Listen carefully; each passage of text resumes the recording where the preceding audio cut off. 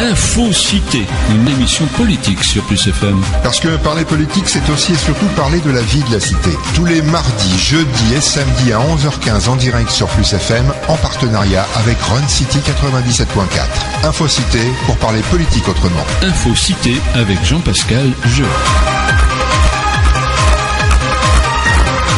Bonjour à tous, donc Info-Cité jusqu'à midi. Je vous rappelle que nous sommes également en collaboration avec la web radio Run City 97.4. Alors, aujourd'hui jusqu'à midi, bien nous avons un invité comme chaque samedi. Et notre invité ce matin, c'est une dame, c'est Margaret Robert-Mussy. Bonjour. Bonjour. Alors, nous sommes ensemble jusqu'à midi. Nous allons un petit peu discuter un peu avec vous de l'actualité sociale. Nous allons également parler de Saint-Denis. Nous allons également parler, des prochaines échéances électorales, municipales, européennes. Allez, en quelques mots, je vais reprendre des éléments qu'il y a sur votre biographie. Vous vous décrivez comme volontaire, ambitieuse, déterminée et combative. Est-ce qu'au moins ces 4 adjectifs, est-ce que chacun d'entre nous devrait les avoir pour réussir dans sa vie ou vouloir réussir dans sa vie ? Alors pour réussir dans sa vie, bien évidemment, il faut des compétences techniques liées au savoir-faire, mais également des compétences liées au savoir-être. Et je crois que les qualités que vous venez de citer appartiennent, en tout cas, je me les suis appropriées durant toute ma carrière, mais également durant toute mon histoire. Oui, quand on veut réussir, il faut avoir de la ténacité, de la persévérance. C'est pour ça que je me qualifie de quelqu'un de combative et qui n'a pas peur, en tout cas, des échecs, mais qui a un objectif à atteindre. Donc combative, aller jusqu'au bout, et en tout cas c'est une de mes caractéristiques. En quelque sorte, on a le droit de se tromper, mais il faut tirer les erreurs de ces échecs. Alors c'est vrai que dans la réussite, il y a des tentatives, échecs et des échecs, mais les échecs sont là pour nous servir d'expérience et pour mieux rebondir et faire une prise de conscience.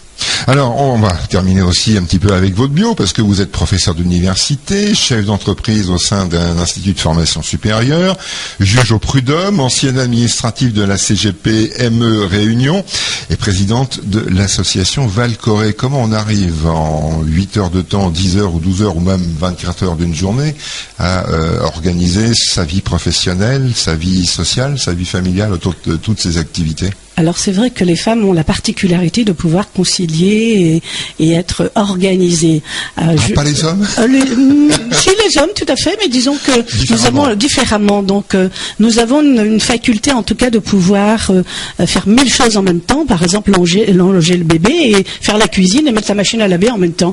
Donc c'est vrai que nous sommes plutôt ce qu'on appelle pluritâches, alors que les hommes sont plutôt monotâches. Donc, mais nous sommes complémentaires, rassurez-vous, nous avons besoin des uns et des autres. Alors, organiser, et surtout je suis qualifiée, moi, d'une travaillomane, c'est-à-dire que je suis quelqu'un, j'aime bien me lever très tôt le matin, travailler dès 6 heures du matin, me coucher vers 23h, 23h30, et comme je suis passionnée, vous me l'avez dit vous-même, quand on est passionné, on ne compte pas. Ouais. Et je suis passionnée par ces différentes activités qui finalement sont connexes. Donc, juge au prud'homme, en même temps, c'est ce que j'enseigne également à mes étudiants, le droit du travail, la gestion des ressources humaines, et l'association, bien évidemment, parce qu'on retrouve la valorisation des compétences réunionnaises. Tout ça, vous voyez bien qu'il y a un fil conducteur dans tout cela. Alors, est-ce que justement, le fil conducteur, c'est s'engager en politique, dans la vie de la cité, dans le destin de ses concitoyens, en quelque sorte ? Justement, le fil conducteur, c'est aussi s'occuper de la population, mais aussi de s'inscrire dans une démarche constructive et co-constructive pour la vie de la cité. La vie de la cité qui s'inscrit dans une démarche sociétale, sociale, économique et surtout une démarche, on va dire, beaucoup plus grande où l'ensemble des besoins de la population sont pris en compte et en fait dans cette démarche surtout de co-construction avec les uns et les autres. Alors, Margaret Robert-Mussy, je l'ai dit tout à l'heure, vous vous engagez donc dans la vie politique, dans la vie publique. On aura l'occasion d'en parler effectivement jusqu'à midi avec vous, de revenir sur cet engagement que vous, en quelque sorte, vous formalisez aujourd'hui sur cette antenne. Mais je voudrais d'abord vous faire réagir à l'actualité, comme je fais réagir tous les samedis matins les invités de cette émission à l'actualité. Et la dernière actualité en date en ce qui concerne notre département, c'est quand même bien la visite de François Chérèque. François Chérèque qui était dans le département, alors qu'on a qualifié de Monsieur Pauvreté du gouvernement. Franchement, est-ce que ce titre lui convient ou lui va ? Alors c'est vrai que François Chirac est un ancien syndicaliste, donc peut-être que effectivement cette terminologie lui conviendrait davantage, mais je crois qu'il y a une certaine particularité, c'est-à-dire qu'il a réellement découvert la pauvreté à La Réunion. Ouais, c'est en tout cas ce qui ressort Effectivement des articles de presse. Tout à fait. Donc il a découvert, alors c'est vrai qu'il ne s'attendait pas, première ville de l'outre-mer, où nous avons un taux élevé, je veux dire, de personnes qui payent l'impôt sur la fortune, donc il s'attendait effectivement à avoir, je veux dire, un niveau de vie élevé, ce qui est le cas, puisque nous sommes aussi dans l'Europe, il a constaté que malgré cela, il y a une vraie souffrance, il y a une vraie pauvreté cachée. Et c'est vrai que la grande révélation, c'était cette dichotomie qui existe à La Réunion. D'un côté, on a effectivement des riches, d'un autre, on a des pauvres, mais des pauvres insoupçonnés, c'est-à-dire même en vivant dans un immeuble, nous constatons que peut-être notre voisine ou notre voisin meurt de faim ou rencontre des difficultés majeures. Et cette pauvreté, tu sais, une pauvreté non seulement économique, c'est-à-dire matérielle, mais de plus en plus une pauvreté morale. Une pauvreté psychologique où je prends le cas par exemple des personnes âgées qui cumulent plusieurs handicaps, d'une part l'isolement, les faibles revenus, mais également incapacité en tout cas de se mouvoir ou peut-être la maladie ou la vieillesse. Donc on a une population qui est en souffrance silencieuse et surtout, comme j'ai dit tout à l'heure, une pauvreté morale. Des populations, une population qui accumule plusieurs handicaps. Beaucoup ont des enfants qui font la prison, par exemple. Alors l'insertion professionnelle et la formation. Donc, compte tenu de cette accumulation, on se rend compte que aujourd'hui, La Réunion traverse une phase extrême de pauvreté. Et souvent, on ferme les yeux. On ne voit pas, ou on ne veut pas voir également. Alors, pauvreté. Peut-être même plus paradoxe, parce que je ne l'ai pas dit quand je vous ai présenté au début, mais vous êtes parti, vous avez quitté La Réunion il y a de nombreuses années. Vous vous êtes formé, vous avez travaillé à l'extérieur de ce département, en métropole, mais également dans d'autres DOM. Vous êtes revenu travailler à La Réunion. Et quand je disais paradoxe, on est effectivement le département où on a pratiquement la moitié de la population. On peut dire quasiment la moitié de la population qui vit aujourd'hui sous le seuil de pauvreté. 343 000 personnes. Et on a également, il y a moins de 72 heures, une étude de l'INSEE qui nous donne des éléments en ce qui concerne le domaine professionnel privé, où on a une moyenne de salaire de plus de 1 800 € mensuels. Je dis moyen parce que on a aussi des travailleurs qui travaillent pour moins de 700 € et des chefs d'entreprise qui empochent plus de 3 500 € net. Est-ce qu'on n'est pas dans le paradoxe ici ?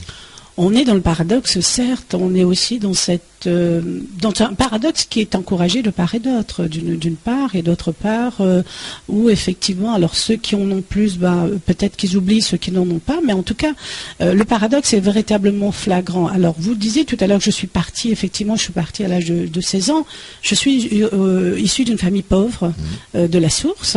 J'ai pas honte de dire, quand j'étais jeune, je marchais pieds nus et mon nez coulait, parce que mes parents n'ayant pas, en tout cas, les moyens nécessaires pour nous doter, en tout cas, nous octroyer, on va dire, des habits ou de la nourriture.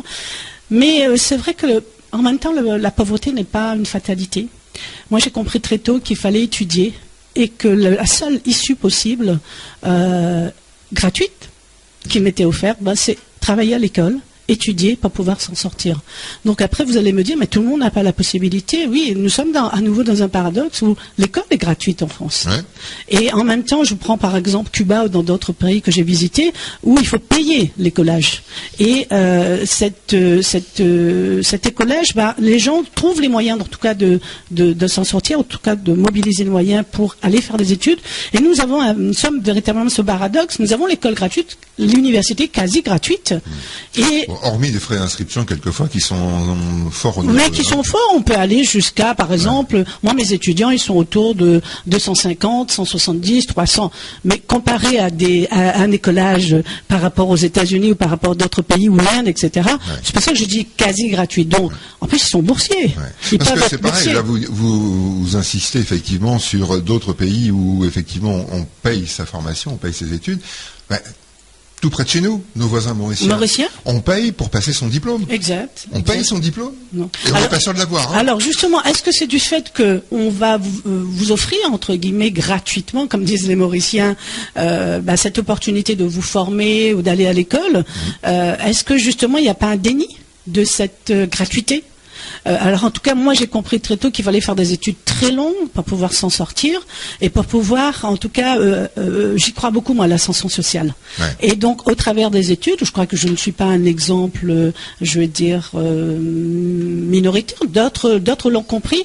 Donc peut-être une prise de conscience dans l'éducation populaire, l'éducation à la base, c'est-à-dire que l'école peut constituer une porte de sortie. Donc c'est vrai que ce paradoxe, mais à La Réunion nous sommes peut-être confrontés tous les jours à des paradoxes flagrants. Il faut les gérer aussi. Il faut les gérer, des paradoxes complexes, pluridimensionnels. Mais c'est vrai que l'objectif, en tout cas, c'est de se fixer un objectif dans sa vie, un but dans sa vie. En tout cas, moi, je l'ai fait. Et je pense que ce n'est pas un exploit. D'autres peuvent le faire. Et c'est vrai que l'ascension sociale peut constituer effectivement une porte de sortie, une réponse très certainement à cette pauvreté ambiante. Alors justement, c'est cet exil, cette formation à l'extérieur, cette envie de travailler, de découvrir autre chose qui vous a conduit à votre retour dans ce département à créer une association comme Valcorée pour valoriser les compétences des Réunionnais à l'extérieur, la diaspora qui est à l'extérieur et qui finalement s'en sort pas si mal que ça. Cette diaspora, elle est riche et elle est plurielle dans ses particularités, c'est-à-dire que les Réunionnais arrivent à s'intégrer. Donc nous avons démontré au travers de cette diaspora que les Réunionnais ont cette capacité d'intégration, même dans des contextes les plus difficiles. Je prends par exemple le cas du Québec, au Canada, et c'est vrai que la particularité, c'est que nous arrivons à nous adapter et finalement à nous enrichir et à nous interroger sur notre propre culture. Quand on s'interroge sur sa propre culture, finalement on fait une analyse comparative, on évalue les forces et les faiblesses, et je peux vous dire qu'à La Réunion, nous avons énormément d'atouts. Donc revenir, oui, mais revenir avec un capital je veux dire d'expérience, où on peut non seulement les mobiliser, mais les faire fructifier pour finalement être à nouveau, je vais dire, à la disposition de la population. Et lorsqu'on côtoie des sociétés, je vais dire, de travail et de production telles que la Suisse, le Canada, les États-Unis, les Antilles ou la France métropolitaine, je veux vous dire que c'est très enrichissant et nous avons cette ouverture d'esprit internationale incontournable aujourd'hui dans cette démarche de mondialisation et finalement se dire à La Réunion nous avons aussi besoin de ce qu'on appelle du benchmarking, c'est-à-dire aller voir ailleurs ce qui se passe et rapporter le feu à la maison. S'inspirer des exemples. Des modèles qui fonctionnent et les contextualiser compte tenu de nos spécificités. Là on devient un acteur intéressant de la cité. Ça devient aussi compliqué quand il faut revenir. D'abord revenir dans quelles conditions, parce que quand on voit aussi le marché du travail, le tissu économique local, c'est aussi compliqué de revenir, s'intégrer, faire valoir son expérience que l'on a acquis à l'extérieur. Aujourd'hui, on a quand même beaucoup de jeunes diplômés de moins de 25 ans qui sont à 60%, qui sont inscrits au Pôle emploi. Revenir dans quelles conditions dans ce cadre-là? Alors revenir en tout cas avec un but de pouvoir bien évidemment se réinsérer dans le tissu économique, mais la difficulté des diasporés, ce que moi j'appelle des diasporés, c'est que lorsqu'on a quitté La Réunion, c'est qu'on on est dans une rupture de réseaux sociaux et on a complètement oublié toutes ces, si on en avait, tous ces réseaux sociaux, d'où la nécessité lorsqu'on revient de tenter de remobiliser tout cela. Et c'est vrai que la mobilisation de ces réseaux sociaux pluriels et variés, cette mobilisation est nécessaire, voire incontournable. Si vous revenez, on avait l'expérience à la Martinique de quelqu'un qui était revenu au pays, qui était diplômé de HEC, un diplôme de très hautes études, et c'est vrai que par manque de réseau, il se retrouvait ne pas pouvoir décrocher des rendez-vous, décrocher des entretiens, et comme on dit en créole, le filon et les pistons finalement sont indispensables dans cette démarche de retour, mais dans cette démarche aussi de quête d'emploi. Mais rassurez-vous, ce n'est pas spécifique à La Réunion. J'ai mené moi-même des études, des recherches scientifiques aux États-Unis, par exemple, qui témoignent bien que lorsque quelqu'un est privé des réseaux, il a nettement moins de chances que quelqu'un qui possède un réseau élargi en termes de recherche d'emploi. Donc, dans un contexte en plus insulaire, où les relations sont très proches, où on est dans un contexte social très proche, de proximité. Où la concurrence est vive également. La concurrence est vive. Parce que je le disais, le marché de l'emploi, elle est quand même très exsangue. Oui, alors on est encore dans un nouveau paradoxe. Et effectivement, le marché étant très exigu. Et de l'autre côté, celui ou celle qui a un réseau, un filon, un piston, il réussit quand même parce que il va mobiliser son réseau. Margaret Robert-Mussy, on fait une pause et on vous retrouve pour la suite de l'émission. À tout de suite. À tout de suite. Info-Cité, une émission politique sur Plus FM. Parce que parler politique, c'est aussi et surtout parler de la vie de la cité. Tous les mardis, jeudis et samedis à 11h15 en direct sur Plus FM, en partenariat avec Run City 97.4. Info-Cité pour parler politique autrement. Info-Cité avec Jean-Pascal Jeu.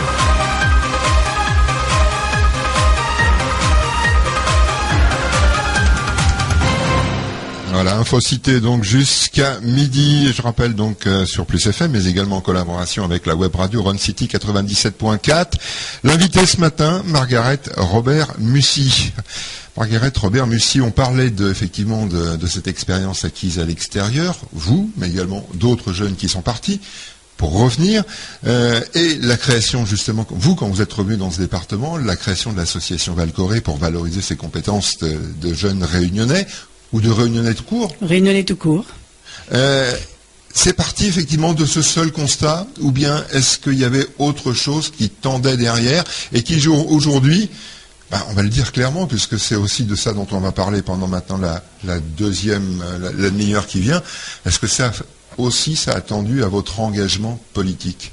Oui, je crois qu'il y a une relation particulière, une corrélation avec mon engagement politique. C'est vrai que la politique, c'est la gestion de la cité dans toutes ses capillarités, mais c'est aussi une gestion du plus grand nombre, c'est-à-dire l'accent mis sur l'intérêt général. Donc la valorisation des compétences réunionnaises contribue justement à une certaine reconnaissance, non seulement des compétences essaimées dans le monde au travers de cette diaspora, mais également des compétences réunionnaises, à savoir des jeunes et des moins jeunes. Vous avez dit tout à l'heure, vous avez évoqué un élément qui est très important. Nous avons énormément de jeunes qui sont diplômés, 60% d'entre eux sont à la recherche d'un emploi. Nous avons effectivement une université qui témoigne également d'une richesse et d'une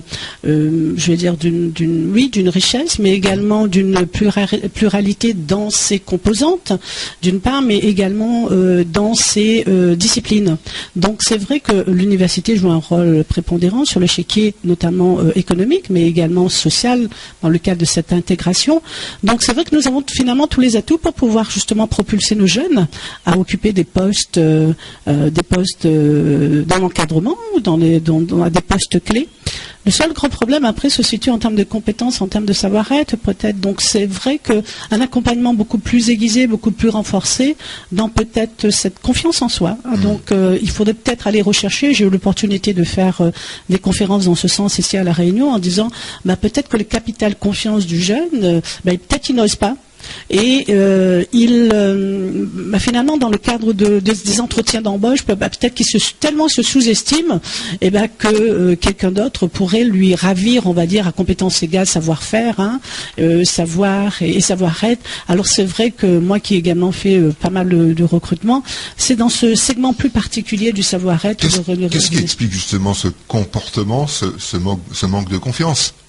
Alors vous savez, quand vous avez côtoyé d'autres cultures, comme j'ai dit tout à l'heure, et d'autres sociétés de production, vous êtes livré à vous-même. Alors peut-être que dans l'éducation, dans le rapport parents-enfants, peut-être que les enfants partent très tardivement du cercle familial. Alors qu'en France métropolitaine, par exemple, très tôt, 18-20 ans après votre bac, vous êtes amené à aller peut-être dans une autre ville universitaire que la vôtre. Donc ça peut contribuer. Et c'est vrai que le jeune réunionnais, moi par exemple, j'ai souvent à l'université des parents qui viennent inscrire leurs enfants. En bac plus 3, en bac plus 5. C'est pas le jeune qui vient s'inscrire. Et souvent, ce sont les parents qui appellent. Donc, ce sont des indicateurs et des repères très importants. On lui dit, mais alors, est-ce que votre fils ou votre fille, attention, oui, mais mis téléphone pour lui parce qu'il n'ose pas trop. Donc, après, c'est vrai qu'il y a, il y a aussi cette démarche aussi de la part du jeune qui doit se dire, je dois me prendre en main. C'est un peu cette autonomie, peut-être, qui n'est pas... Est-ce que c'est pas lié aussi à un héritage au fil des années? Parce que si on reprend Par exemple, tenez, un slogan, il doit vous dire quelque chose, ce slogan qui remonte à quelques années, c'était « Donne créole travail ». Je veux dire, donne créole travail, mais celui qui cherche du travail, il doit pouvoir se donner les moyens aussi d'aller prospecter et de pouvoir aller en quête.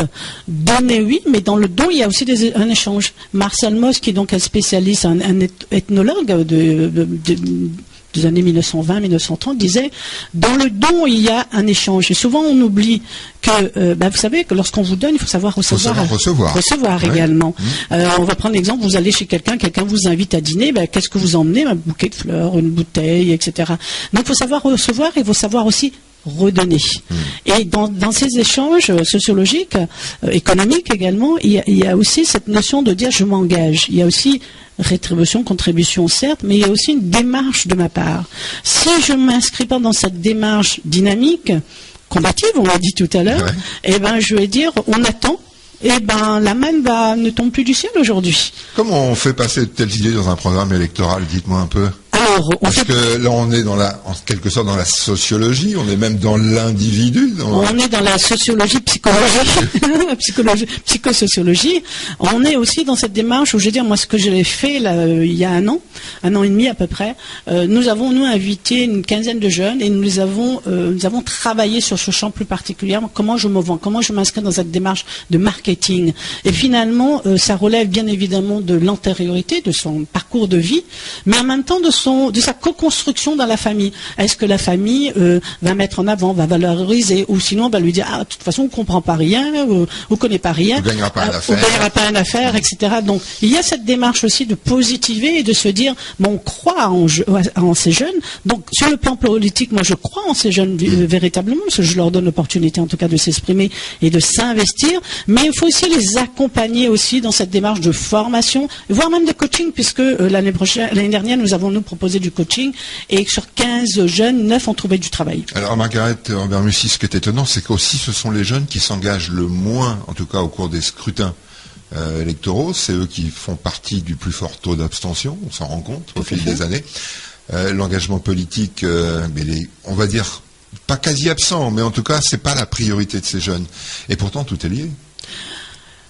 Vous l'avez dit vous-même, il y a une certaine, articulation qui devrait être naturelle, mais c'est vrai que les jeunes aussi ont été déçus. Comment on les remobilise? Alors, on va les remobiliser en les incitant à devenir acteurs. Par exemple, moi, sur ma liste et au sein de notre équipe, nous avons des jeunes femmes, des jeunes gens, entre, on va dire, 21 ans et 28 ans, on va dire 30 ans. Et non seulement on les remobilise, mais qu'ils deviennent acteurs. C'est-à-dire, nous, on leur confie une mission. En leur disant, écoute, la mission, voilà, nous allons la définir ensemble. Est-ce que tu es d'accord, tu n'es pas d'accord? Est-ce que vous êtes d'accord? Parce que c'est généralement un groupe. Si vous êtes d'accord, nous allons définir ensemble, nous allons vous driver, vous manager, mais vous allez être acteurs de A jusqu'à Z. Donc, ils sont intimement impliqués, mais ils sont également force de proposition et prise d'initiative. Donc à nous de leur donner les moyens matériels, les moyens financiers, mais en tout cas la force vive, en tout cas les ressources humaines leur appartiennent. Donc c'est vrai qu'il faut les impliquer, mais il ne faut pas venir avec une langue de bois, et il ne faut pas venir encore une fois de plus pour tenter de les excusez-moi l'expression, les rouler dans la farine, mais il faut véritablement avoir un plan d'action concret pour ces jeunes en leur disant vous serez les acteurs de demain, c'est-à-dire ici et maintenant, là, c'est-à-dire quand je dis demain, c'est mars 2014, en tout cas avril, pour l'année prochaine. Pour l'année prochaine, et les européennes en plus dans la foulée. Alors c'est vrai que il y a toute cette démarche finalement de confiance et de leur dire vous êtes capables. Et là on en revient à la valorisation des compétences humaines. Vous êtes plus dans la logique de parti ou de comité citoyen comme on voit fleurir au cours de ces derniers mois? Plutôt comité citoyen. Ouais. Qu'est-ce qui explique cette différence et qu'est-ce qui fait que vous marquiez cette différence, que vous ne pas être associé à un parti politique traditionnel? Alors, c'est vrai qu'en faisant du porte-à-porte depuis plusieurs mois, les gens ne se reconnaissent plus dans les partis traditionnels en disant que les partis ont échoué. Et gauche-droite, on a vu, et c'est notamment les présidentielles qui sont le révélateur de ça. Tout à fait. Les présidentielles et les législatives ont été déterminants sur cette volonté, en tout cas, de ne plus croire en des partis traditionnels en disant mais c'est la citoyenneté et cette démarche de co-construire avec les citoyens et la population qui finalement émerge et la population est dans de très très fortes attentes de proximité, d'écoute, et surtout de se dire nous avons un rôle à jouer dans ces prochaines municipales. Donc la citoyenneté et le civisme sont en tout cas les éléments marquants en tout cas de cette prise de conscience que nous souhaitons. Cette prise de conscience va se traduire l'année prochaine dans les urnes. Mais en tout cas, il y a une volonté très forte et une attente très forte de la part de la population. Alors cette prise de conscience, est-ce que ça permet effectivement de revenir sur des valeurs qu'on voit un petit peu disparaître, notamment sur cette notion de solidarité, de responsabilité ou de responsabilisation de l'individu? Alors c'est vrai que dans cette démarche de solidarité qui est hautement décriée et souhaitée en tout cas, de solidarité, d'entraide, de partage, parce qu'à La Réunion nous avons connu ces valeurs il y a quelques années, donc c'est vrai que on va dire cette déliquescence ou cette perte nous pénalise, parce que j'ai pris l'exemple tout à l'heure des personnes âgées. Eh bien, s'il y avait cette solidarité et finalement cette solidarité intergénérationnelle, peut-être nos vieux mondes seraient peut-être moins isolés, et surtout que ça pourrait générer, on va dire, des formes d'initiatives associatives, mais des formes d'initiatives citoyennes pour l'intérêt général. Donc, est-ce que le progrès n'a pas été négatif à cette société réunionnaise? Parce que on l'a bien vu aujourd'hui, les gens sont parqués, comme on dit familièrement, dans des HLM, des parcs à poules. Avant, quand on avait un besoin, il y avait effectivement dans le même quartier la cellule familiale, il y avait les casataires, il y avait les jardins, il y avait les animaux. Aujourd'hui, qu'est-ce qu'on peut faire pousser sur son balcon? Oui, effectivement, à La Réunion, nous avons échanger avec son voisin. Justement, alors deux choses. D'une part, nous avons constaté qu'effectivement que La Réunion a connu une évolution trop rapide. Et cette société de consommation qui s'est instaurée, je veux dire très rapidement, dissout en tout cas les liens sociaux que nous avions l'habitude de créer. Donc d'une part, trop rapide à notre sens. Et on ne pourra plus faire marche arrière. On ne pourra plus faire marche arrière et ça va s'accentuer ou voire même ça va renforcer, je veux dire, ce manque de solidarité. D'autre part, les jardins effectivement familiaux, effectivement, moi je suis née, pour rien vous cacher, je suis née à la source, petite maison à terre, on appelle ça case à terre. Nous avons une petite basse-cour. Compte tenu des nouvelles règles et des nouvelles normes d'hygiène et de sécurité, nous ne pouvons plus aujourd'hui avoir sa petite basse-cour. Vous savez, quand on avait une petite basse-cour, moi je me souviens, pour me faire un tout petit peu de sous, mon père me disait, tu élèveras ta petite poule et tu iras la vendre. Et ça me faisait un tout petit peu d'argent. Je faisais du sport, de l'athlétisme, ça me permettait d'acheter mes chaussettes, mon short, etc. Donc on a perdu cet apport économique dans, je vais dire, dans la possibilité en tout cas d'avoir une petite basse-cour, mais nous avons aussi la possibilité, comme je l'ai proposé il y a 2 ans et demi, la SIDR, le directeur général en a été très convaincu, puisqu'il a instauré à la Belle-Pierre les jardins familiaux. Donc ça fait partie de notre programme, les jardins familiaux. Il y a une expérience, probante qui a été donc impulsée au Chaudron. Nous sommes tout à fait dans cette démarche, à savoir, il faut, compte tenu de la vie chère, de la crise, instaurer et revenir sur des éléments très simples, d'avoir ses fruits, d'avoir aussi son maraîchage, l'ail, l'oignon, peut-être pas l'ail, mais l'oignon en tout cas, la salade, le persil, etc.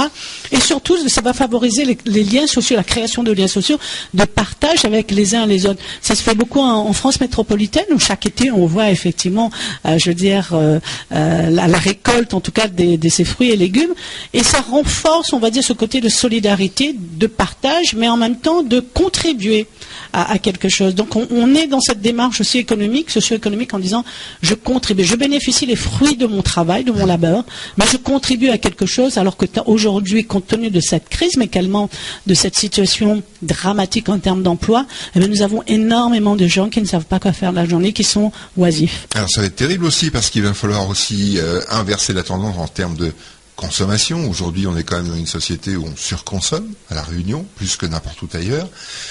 Comment justement faire marche arrière aussi là-dessus, quand on voit le nombre de dossiers à la commission de surendettement, c'est en train de partir en flèche.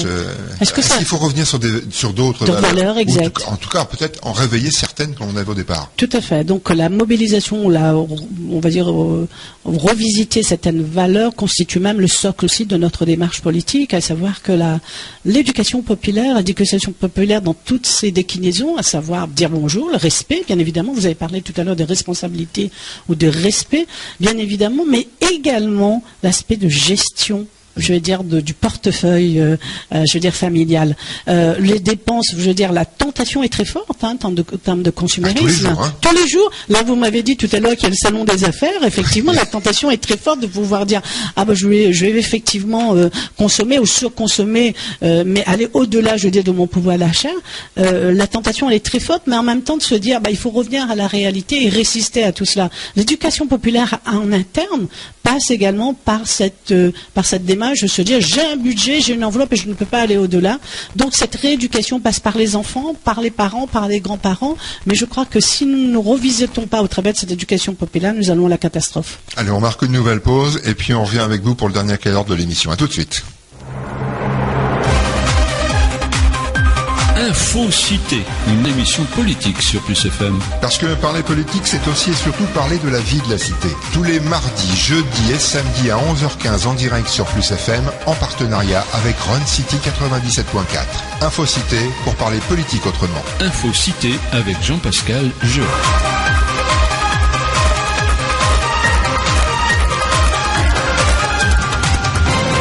Voilà, et pour le dernier quart d'heure, eh bien, nous sommes en compagnie de Margaret Robert-Mussy. Margaret Robert-Mussy, je le disais tout à l'heure, donc vous vous engagez dans on va dire un combat politique, vous assumez ce rôle? Tout à fait, combat politique, oui. Puisqu'on l'a dit tout de prime abord lorsque vous avez ouvert l'antenne, je suis combative, donc on y va dans ce combat. Alors, justement, dans ce combat, vous allez vous engager donc pour les prochaines municipales sur Saint-Denis. Tout à fait. Un canton en particulier? Non. Toute la ville, hein. Toute la ville, et puis après on va se préparer en fonction des résultats, on va se préparer également pour les cantonales en 2015. D'accord. Alors il est aussi on parlait tout à l'heure de la société réunionnaise, on parlait de l'économie, on parlait de la consommation, on parlait des modes de vie, on parlait un petit peu de l'évolution de cette société locale. Un des mœurs quand même qui perdure depuis de nombreuses années, c'est que la mairie est aussi l'employeur principal, largement sollicité par la population. Demain, vous êtes aux affaires, vous allez gérer ça comment, vous ? Effectivement, la municipalité de Saint-Denis, premier pourvoyeur d'emploi, en tout cas plus de 4000 si nous comptons les contrats aidés. Eh bien, j'ai pour habitude de dire, lorsque je fais du porte-à-porte ou lorsque nous faisons nos nombreuses réunions de cellules, que la mairie ne pourra pas répondre à toutes les sollicitations, à toutes les demandes d'emploi. Il ne faut pas se voiler la face. Je crois qu'il faut dire la réunion à l'ensemble des auditeurs, mais également à ceux qui nous écoutent. Oui, alors en revanche, le maire a aussi l'opportunité d'être un vrai acteur. Je vais dire économique, en tissant des liens aiguisés, en tissant des liens serrés et renforcés avec les chefs d'entreprise. En créant des zones d'activité. Tout à fait, en créant des zones d'activité. Par exemple, la vie nocturne. Ouais. Je suis en train de faire un papier là-dessus. Effectivement, la vie nocturne est un peu en retrait à Saint-Denis, il faut le dire. Beaucoup de personnes partent à Saint-Pierre, par exemple. Et c'est vrai que la filière nocturne peut être un gros pourvoyeur d'emploi. Donc, c'est vrai qu'au niveau de la mairie, donc on aura bien évidemment dans le cadre de sa gestion prévisionnelle des emplois et des compétences de départ à la retraite, et il faut également les accompagner parce que nous allons mettre un accent, un accent très important, très développé sur les employés communaux, mais en même temps de pouvoir tisser des liens et de créer des zones d'activité. Donc j'ai dit tout à l'heure, l'activité nocturne, certes, est très importante dans cette filière. On va prendre une femme ou un homme, une femme qui va danser, qu'est-ce qu'elle va faire? Elle va s'habiller. Donc elle ira chez le commerçant des vêtements, elle va vendre des chaussures, elle va acheter des cigarettes peut-être, du parfum, etc. Cette filière est généralement, je veux dire, pourvoyeuse d'emploi, et il faut la développer. Une bande littorale, je veux dire, première ville de l'outre-mer, mériterait d'avoir une bande littorale, je veux dire, compétitive, mais aussi très développée. Attrayante, dynamique. Puis c'est bien puisque comme nous sommes au bord de mer, donc nous ne risquons pas de perturber et on va dire de tapage nocturne, pas de. On met les mouettes et les poissons. Voilà, on met les mouettes et les poissons, donc ça sera tourné vers la mer. Ouais. Et c'est vrai, c'est ce qui manque cruellement à Saint-Denis. Alors, ce qui fait aussi la richesse d'une cité, c'est effectivement la création de zones d'activité, l'accueil d'entreprises. C'est parce que les entreprises sont aussi un moteur économique pour une entreprise comme une municipalité. Parce que c'est aussi une entreprise, une municipalité, ça vit des impôts. Tout à fait. Des impôts locaux, des impôts des entreprises. L'octroi de mer. L'octroi de mer. Justement, comment? Alors, l'octroi de mer qui revient systématiquement sur le tapis, on révoque pas, on garde, qu'est-ce qu'on fait? On adapte? Disons, pour rien. Votre programme, c'est quoi? Alors, effectivement, pour rien vous cacher, concernant l'octroi de mer, je regardais encore hier soir le budget primitif de la ville de Saint-Denis en 2012. Effectivement, l'octroi de mer représente 10 millions d'euros. C'est quand même pas mal. C'est quand même énorme. Il y a même des municipalités, beaucoup plus petites, qui constituent 70%, voire 80% du budget municipal. Tout à fait. Donc, effectivement, l'octroi de mer constitue une recette importante pour la ville, en tout cas, ce qui nous concerne la ville de Saint-Denis. Donc, notre réflexion, ce ne sera pas forcément sur l'octroi de mer.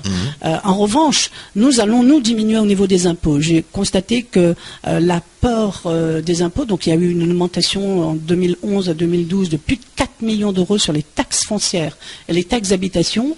Et cette année encore, c'est extrêmement encore élevé. Beaucoup de personnes, s'insurgent ou sont extrêmement mécontentes compte tenu de la montée ou la hausse exponentielle de ces taxes. Nous n'allons pas augmenter les impôts, notamment les impôts, ce qu'on appelle les impôts locaux, à savoir taxes foncières, taxes d'habitation, taxes... Ça, c'est pas propre à Saint-Denis. On voit dans toutes les municipalités, justement, où les impôts sont plutôt sous le signe de l'inflation ces derniers mois. Quels seraient les rapports, justement, et on l'a vu avec les collectivités, notamment le Conseil général, quels seraient les rapports avec le gouvernement, soit sur des remboursements de dettes, soit sur des partenariats, ou soit carrément, comme le préconise le Conseil général, qui dit au gouvernement, écoutez, le RSA, reprenez-le en charge. Tout à fait. Alors il y a effectivement, ce qui n'est pas du tout le cas de la collectivité locale, en l'occurrence à la mairie, où nous n'avons pas des grosses charges, qui incombent au gouvernement, comme le Conseil général sur le RSA. C'est vrai, mais nous avons au niveau de la mairie d'autres dépenses qu'il va falloir limiter. Et bien évidemment, je crois que aujourd'hui, les dépenses sont exponentielles. Aujourd'hui, justement, pour limiter les augmentations, on va dire, taxes foncières, taxes d'habitation, il va falloir limiter aussi les dépenses de l'autre côté. Deux possibilités, où on augmente les recettes, ce qui ne va pas être notre cas, ou on diminue les dépenses, exactement comme sur votre compte bancaire. Lorsque votre banquier vous appelle, vous dit vous avez moins de 100 euros, ou limitez vos dépenses, ou augmenter, vos sources de revenus. Donc nous, à notre niveau, bien évidemment, nous allons plutôt opter, et hier soir, en feuilletant ce budget primitif, j'allais à la chasse. Ce qu'on appelle la chasse aux dépenses, le gaspillage, et ce qu'on appelle les coûts cachés. Donc, j'ai pas fait exprès. C'est quoi les coûts cachés? Alors, j'ai pas fait exprès, j'ai fait toutes mes études supérieures, ce que j'enseigne également à mes étudiants. Tous les coûts, on va prendre chez vous. Chez vous, vous laissez je ne sais pas moi, la lumière tout allumé. Oui. D'accord. Au lieu de mettre votre machine, vous mettez 10 machines. 10 machines le week-end, vous pouvez le faire à partir de 21h30. Au lieu de le faire dans l'économie, vous savez, dans l'énergie. Donc vous pouvez, au lieu de faire la journée, vous pouvez faire le soir. Vous avez dans votre frigo énormément de nourriture. Dès que la date de limite de vente, de préemption arrive, vous jetez. Alors que vous pouvez peut-être en acheter moins par rapport à votre consommation. Donc la chasse au coût caché, c'est ça, c'est d'aller voir. Nous prenons par exemple l'exemple dans les entreprises. Dès qu'on a, au lieu d'imprimer sur du papier blanc, on va imprimer sur du papier qui a déjà été donc recyclé. Et là, on est dans un éco-responsable, dans le développement durable également. Donc social, économique, sociétal, mais de se dire, chez nous, à la mairie, on ira à la chasse de tous les coûts cachés. Par exemple, on va prendre l'exemple des véhicules. 750 véhicules à la mairie de Saint-Denis. Et ces 750 véhicules, est-ce qu'on ne mériterait pas les mutualiser? Quelqu'un peut utiliser une voiture pendant 1 heure par jour. Mais est-ce qu'on ne mériterait pas d'être mutualisé dans un service? Voilà, ça ferait des économies en matière, bien évidemment, de consommation d'essence, mais également en termes d'énergie, de carbone, etc., etc. Donc on est dans cette démarche de responsabilité citoyen et que responsable de maire responsable, parce que le maire aussi a des comptes à rendre aussi. Donc un maire doit pouvoir justifier non seulement les dépenses, mais aussi doit pouvoir dire aussi, écoutez, l'argent public, on ne fait pas n'importe quoi avec l'argent public. Ouais. Alors ça, c'est en quelque sorte ce que vous présentez dans votre programme. Un maire aussi, comme vous le disiez, c'est aussi de rendre compte. Comment vous voyez plus tard, si jamais vous êtes aux affaires, la manière dont vous allez effectivement rendre des comptes, c'est-à-dire le maillage sur le terrain Alors, maillage sur le terrain, la transparence est le terme qui revient le plus souvent en matière d'attente de la population. C'est-à-dire que rendre co-responsables effectivement ces acteurs, par exemple inciter les citoyens à participer à des commissions. Ouais. Donc je raconte n'importe quoi, un marché public, social, etc. Il y a énormément de commissions. Faire enfin participer le citoyen lambda à ce qu'il devienne acteur, mais en même temps pour qu'il puisse vérifier, évaluer et mesurer les dépenses, mais également que cette transparence puisse se réaliser tous les jours.